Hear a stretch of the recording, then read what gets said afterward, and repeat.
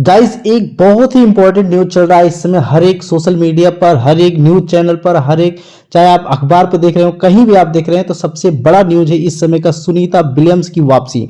Sunita Williams जो है 19 मार्च 2025 को भारतीय समय अनुसार करीब सुबह के 3 बजे उन्होंने फ्लोरिडा के तट पर लैंड किया है अंतरिक्ष से। उनके साथ पूरा कुल मिलाकर 4 अंतरिक्ष यात्री थे। इन्हीं के बारे में हम समझेंगे, चलिए समझते हैं। देखो, नासा के अंतरिक्ष यात्री हैं बुच विल्मोर और सुनीता विलियम्स। 18 मार्च, यानी कि ये अमेरिकन जो है डेट है, 18 मार्च 2025 को, भारतीय समय अनुसार 19 मार्च 2025 को सुबह के 3 बजे के आसपास 9 महीने से ज्यादा समय तक अंतरिक्ष में रहने के बाद सफलतापूर्वक पृथ्वी पर लौट आए हैं। यह देरी Boeing Starliner crew flight test के मिशन में आई टेक्निकल समस्या के कारण हुई थी। उनके SpaceX Crew Dragon capsule Freedom ने फ्लोरिडा के तालाहासी के पास मैक्सिको की खाड़ी में सुरक्षित लैंडिंग की है और यह वैश्विक स्तर पर चर्चा का विषय रहा है। देखो, इस मिशन की पृष्ठभूमि क्या थी कि नासा का क्रू फ्लाइट टेस्ट यानी कि CFT बोइंग की स्टार लाइनर अंतरिक्ष यान का मूल्यांकन करने के लिए किया गया था, जिससे भविष्य में नियमित अंतरिक्ष यात्री परिवहन संभव हो सके। स्टार लाइनर को यूनाइटेड लॉन्च अलायंस के एटलस 5 रॉकेट के जरिए केप कैनावेरल फ्लोरिडा से प्रक्षेपित किया गया था। इस योजना के अनुसार यह मिशन जो है अंतर्राष्ट्रीय अंतरिक्ष स्टेशन पर 10 दिनों तक रहा, 10 दिन या 1 हफ्ते तक रहने वाला था, लेकिन टेक्निकल खराबी के कारण यह 9 महीने से ज्यादा समय लग गया। अब इसमें क्या क्या टेक्निकल खराबी आई थी? 6 जून की क्या हुआ, इसमें थ्रस्टर में खराबी आ गई और उसके बाद हीलियम लीक और फिर अन्य टेक्निकल समस्या आ गया, जिससे स्टार लाइनर को वापसी टाल दिया गया।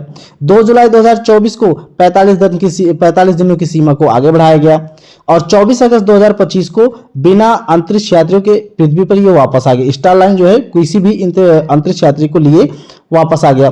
फिर उसके बाद स्पेसएक्स क्रू ड्रैगन के जरिए वापसी का निर्णय लिया गया। चूंकि स्टार लाइनर को अंतरिक्ष यात्रियों के परिवहन के लिए असुरक्षित माना गया, नासा ने विल्मोर और सुनीता विलियम्स को स्पेस एक्स क्रू 9 के ड्रैगन कैप्सूल के माध्यम से वापस लेने का डिसीजन लिया। 30 अगस्त 2024 को नासा ने क्रू 9 के मिशन कार्यक्रम में बदलाव किया और विल्मोर और विलियम्स की 2 सीटें रिजर्व रख दिया। 22 सितंबर 2024 को रूसी कॉस्मोनॉट ओलेग कोनोनोव्स्की के प्रस्थान के बाद सुनीता विलियम्स को ISS की कमान भी सौंपी गई थी।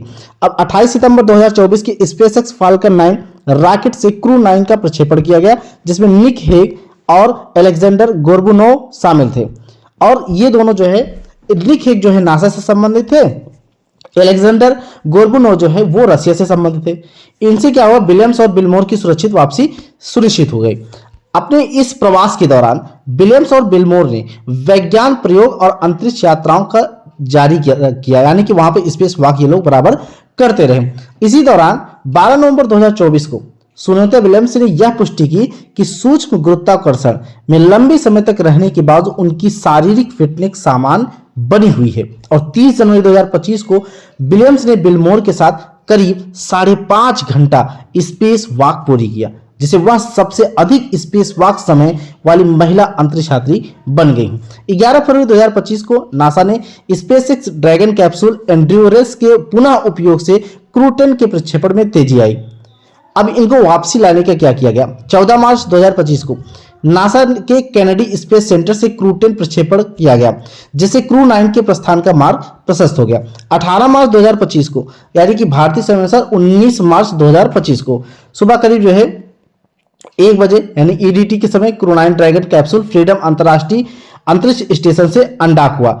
करीब 5:30 बजे या करीब 6 बजे कैप्सूल ने मैक्सिको की खाड़ी में सुरक्षित लैंडिंग की। अंतरिक्ष यात्री मुस्कुराते हुए, हाथ हिलाते हुए बाहर आए, जिसके बाद उन्हें नियमित चिकित्सा जांच के लिए यानी कि मेडिकल ट्रीटमेंट के लिए रखा जाए। करीब 45 दिन तक इन्हों चिकित्सा परीक्षण के लिए रखा जाएगा। इसमें क्या किया जाएगा इनको कि ये शारीरिक स्वास्थ्य की समस्या इनकी जितनी भी होगी उनको सब बताया जाएगा, उनको सुरक्षित किया जाएगा, उनको बताया जाएगा कैसे चलना है, क्या करना है, अन्य प्रक्रियाओं इनको दोबारा इनको बताया जाएगा।